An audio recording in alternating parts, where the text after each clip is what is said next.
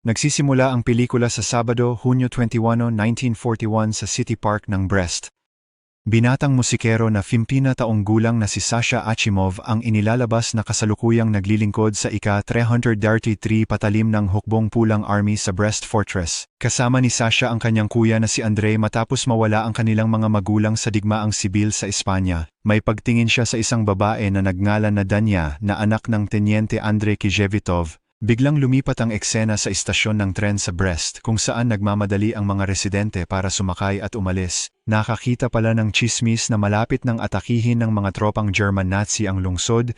Isang komisaryo na may pangalang Yefim Fulman ay dumating din sa istasyon, subalit natuklasan na hindi niya maiuwi ang kanyang pamilya sa Brest dahil sa kakulangan ng mga tiket ng tren. Samantala, kausap ng isang opisyal na nagnagaling sa pangalan na Gavrilov ang opisyal ng NKVD Special Department, Teniente Weinstein, upang ipahayag ang kanyang pag-aalala sa kahandaan ng mga depensa ng fort sakaling maganap ang isang atake. Binibigyang diin niya na kung sakaling atakihin sila ng mga Aleman, mahuhuli sila at hindi makakalabas ng pampang. Bukod dito, ang mga sundalo sa fort ay umaabot sa humigit kumulang 8,000 katao kasama na ang mga asawa at mga anak mahirap i-evacuate. Ngunit hindi sineseryoso ni Weinstein ang usapin na nagdudulot ng galit kay Gavorlov na nagtutulak sa kanya na lumakad palayo. Sa huli sa gitna ng gabi, libu-libong mga Aleman Nazi ang pumasok sa istasyon ng tren ng Brest sa ilalim ng pagpapanggap ng hukbong Unyong Sobyet. Sa unang hakbang ng plano, pinutol nila ang kuryente at tubig bago magpalibot sa fort. Sa alas 3:58 ng umaga, nagsimula ang mga puwersang Aleman sa kanilang invasyon ng Unyong Sobyet. Ang fortress ay sinalakay ng matinding bombardment ng artilerya ng Aleman at eroplano ng Stuka na pumatay sa maraming sundalong Soviet at mga civilian. Ang biglang atake na ito ay nagdudulot ng takot sa mga residente, dahilan upang magtakbuhan sila para sa kanilang buhay. Isa-isa sinisira ang mga gusali, nagdudulot ng kaguluhan. Sa ika-30 ng umaga, kumilos ang tropang Aleman patungo sa tanggulan, sinasakop at pinapatay ang mga tauhan at pasyente sa ospital.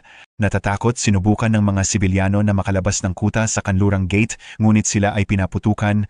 Ang kaaway ngayon ang namumuno sa mga bantay sa paligid ng core. Iuwi ang mga gate at ipatakbo ang mga sundalo sa kanilang mga pwesto sa bintana. Iniuutos niyang huwag payagang tumawid sa tulay ang mga sundalo ng kalaban. Biglang nag-organisa si Gavrilov ng mga tagapagtanggol sa paligid ng silanganing kuta bilang tugon sa di inaasahang at nakapipinsalang atake. Sa ibang lugar, kumikilos ang mga border guards ng NKVD sa ilalim ni Lieutenant Kijevitov laban sa German sortie papasok sa pampalakasan. Kahit kaunti na ang bala, iniutos niya sa tropa na atakihin ang kalaban gamit ang kanilang gawa-gawang armas. Matapos ang matinding labanan, si Kijevitov at ang kanyang mga sundalo ay napigilan ang grupo ng mga sundalong Aleman. Gayunpaman, sa proseso, ilan sa kanilang mga kasamahan ang namatay. Sa kabilang banda, isang Germanong sundalo na nagpapanggap na tenyente ay lumalapit kay Weinstein sa isang pagsusumikap upang wasakin ang depensa ng barracks ng ika-132 Independenteng Batalyon ng NKVD convoy. Ipinag-uutos niya si Weinstein at ang kanyang mga sundalo na maghiwa-hiwalay sa maliit na grupo, kaya'y iwanan ang fort. Gayunpaman hindi nangyayari ng maayos ang pagpapanggap. Nakakahanap ng katotohanan si Weinstein dahil sa disenyo ng sapatos. Ang army boots ng Soviet Union ay may bilog na spikes, samantalang ang boots ng Germany ay may parisukat na spikes. Kailangan ng mga Aleman ang mas magagaling na tagagawa ng fashion. Nang maunawaan ng panlilinlang, kumilos agad si Weinstein, pinaputukan ng undercover na sundalo hanggang sa mamatay. Sa pintuang kolem, napansin ni Foman ang mga sundalong Aleman na tumatawid ng tulay hawak ang mga bihag na sibilyan. Sa isang mabilis na aksyon, iniutos niya sa kanyang mga sundalo na hintayin ang kanyang senyal at saka lumabas, nagpapanggap na sumuko. Sa gitna ng negosasyon sa mga Aleman, biglang inutusan ni Foman ang mga bihag na bumaba, pagkatapos ay binuksan ng kanyang tropa ang apoy, pinalawak ang kaaway at iniligtas ang mga mamamayan. Sinusunod nito, itinalaga niya ang isang sundalo upang magmaneho patungo sa lungsod upang ipaalam sa himpilan. Ang sundalo ay lumabas, ngunit nagulat nang makita ang mga bunto ng mga bangkay, mga sundalo ng Soviet pati na rin ang mga civil sa Hilaga Gate na nagdulot sa kanya na umatras. Siya ay bumalik sa Foman at iniulat na ang North Gate ay hindi na maaaring lampasan. Hindi nagtagal, isang tank ng militar ng Alemanya ang pumasok sa parehong gate, pinapisa ang lahat ng bangkay ng mabrutal. Sa parehong oras, ilang iba pang mga tank ng militar ay pumasok din sa pamamagitan ng Silangan Gate. Nang makita ito, agad na pinaigting ni Gavorlov ang kanyang mga tropa upang maghanda ng mga improvisadong armas. Kumuha ng kanilang posisyon, Habang lumalapit ang mga kalaban, biglang sumabog ang isang kanyon at tumama sa isang tank ng mga Aleman. Skavorlov tumitingin sa paligid at napapansin na si Andrei at isa pang sundalo ay binabaril ang 45mm anti-tank gun sa pinakamabilis na bilis upang mapabagsak ang tangke ng kalaban.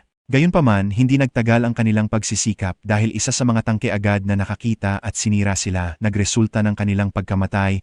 Pagkatapos nito, ibinigay ni Gavorlov ang berdeng sagisag sa kanyang mga sundalo na nag-udyok sa kanila na simulan ang atake. Ang mga hukbong armadong Sobyet ay lumalaban ng may tapang at katapangan.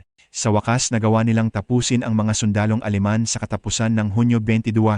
Ang mga tagapagtanggol ng Soviet ay nahati sa dalawang grupo, isang puwersa sa ilalim ni Fomin na nagtatanggol sa pintuang column at isang puwersa sa ilalim ni Gavrilov. Nagtatanggol ng silangan redoubt habang si Kishevitov ang nagtatanggol ng 9th Frontier Outpost kasama ang isang grupo ng mga sibilyano at si Van Stein ay humahawak sa barracks ng 132nd NKVD Battalion. Kinabukasan, naglabas ng anunsyo ang mga sundalong Aleman para sa mga residente. Iniwan sila na may dua pagpipilian, sumuko o mamatay sa ulan ng mga bala. Si Sasha, na buhay pa, hindi naniniwala sa mga salita ng Aleman at patungo sa tropa ni Lieutenant Kisevatov sa isang gusali. Tinanong ng batang lalaki si Kisevatov tungkol kay Anya dahil huli siyang nakita tumatakbo sa ama ng manahimik ang tenyente. Si Sasha ay gumawa ng matapang na desisyon na lumabas sa panganib para hanapin siya. Sa gitna ng kanyang paghahanap, nakasalubong niya ang grupong tropang kaaway na nagtatanong sa bihag na sundalong Aleman.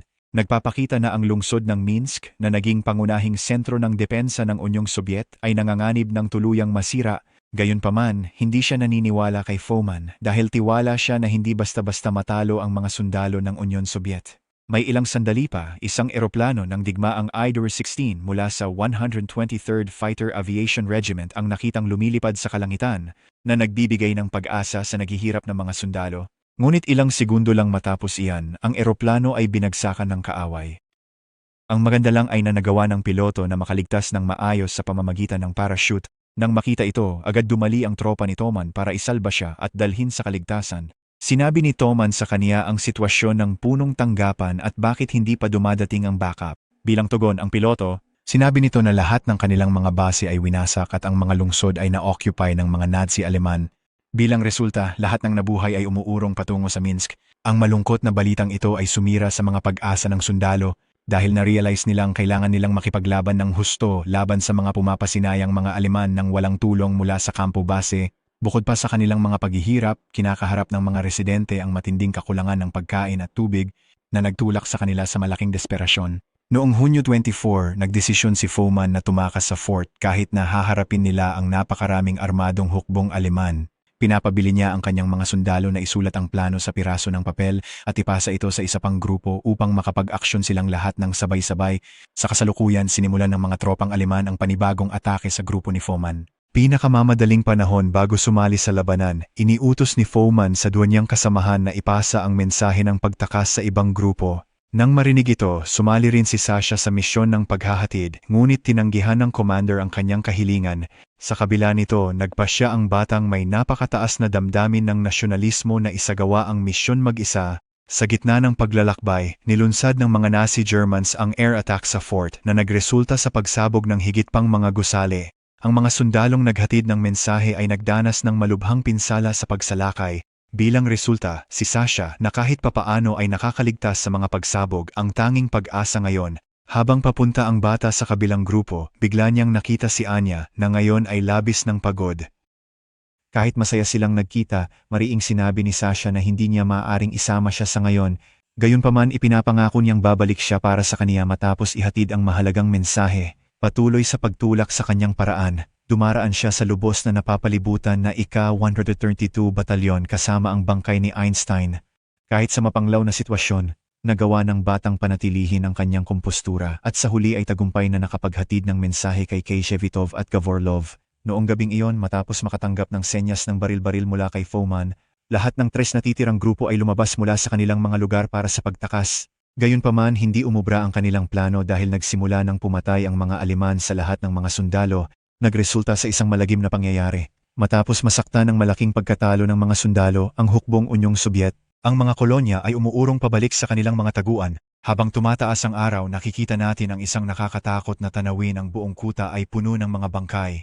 Nang maunawaan ni Kisivatov na hindi nila kayang talunin ang mga sundalong Aleman, inutusan niya ang natirang mga sivilan, kasama na ang kanyang asawa at anak na lumikas mula sa kuta habang may tigil putukan. Sa simula tumanggi ang kanyang asawa na si Katya na umalis nang wala siya, ngunit napapayag niya ito na bilang asawa ng sundalo, responsibilidad niyang pangunahan ang iba pang mga civilian palabas. Ang magkasintahan ay magyayakapan ng may damdaming pagkakataon bago sila maghiwalay. Sa parehong oras dinala ni Sasha si Anya upang sumali sa mga sibilyan, nakita ang kanyang anak na buhay pa, tumakbo si Kishevatov patungo sa kanya at mahigpit na niyakap. Ipinag-uutos niya sina Sasha at Anya na sumali sa grupo ng mga sivil. Nag-aatubiling si Sasha, binabanggit ang kanyang tungkulin sa bansa, ngunit ipinagkatiwala sa kanya ng tenyente ang responsibilidad na alagaan si Anya. Matapos lumabas ang lahat ng mga civilian mula sa kuta, nagbato ang mga sundalong Aleman ng isang bombang 2 tonelada na may layuning burahin ang buong lugar. Matapos ang trahedya, sinimulan nilang silipin ang bawat sulok at butas, inaalis ang mga natirang grupo. Ang mga tagapagtanggol sa Column Gate ay napilitang sumuko at si Foman ay agad na pinatay ng isang German fireman squad. Iniutos ni Gavrilov sa natitirang mga lalaki na makalabas ng mag-isa habang nanatili siya sa likuran. Bilang resulta, siya ay nahuli dahil sa kanyang ginawang paglabag sa batas. Samantala, nakapagsama-sama muli si Kisivatov na sugatan at ang kanyang nalalabi pang kasama. Sa kampo, bumalik si Sasha upang makipagkita sa kanila. Sinasabi niya na nakatakas siya sa grupo ng mga sibilyan at narito upang tupdin ang tungkulin. Kisivatov ay ibinigay sa kanya ang bandilang regimental at hinihiling sa kanya na tandaan ang katotohanan tungkol sa mga tagapagtanggol. Iniutos ng tenyente sa mga nabubuhay na sundalo na umalis. Siya ay nanatili at kumuha ng baril upang protektahan sila. Sa kabila ng kanilang pagsisikap na uwi sa wala ang pagtakas at ang natirang mga tagapagtanggol kasama si Kisivatov ay pinatay. Ang tanging nakakapagtakas ay si Sasha. Sa wakas ang Brest Fortress ay nahulog sa mga kamay ng mga Nazi Aleman. Ang eksena ay biglang nag-cut sa ilang dekada mamaya at nakikita natin ang matandang Sasha na nagbibigay pugay sa memorial ng Brest Fortress kasama ang kanyang apo. Ang pelikula habang siya ay nagbabalik tanaw sa mga magagandang alaala ng nakaraan bago ang Nazis ay kumuha ng lahat.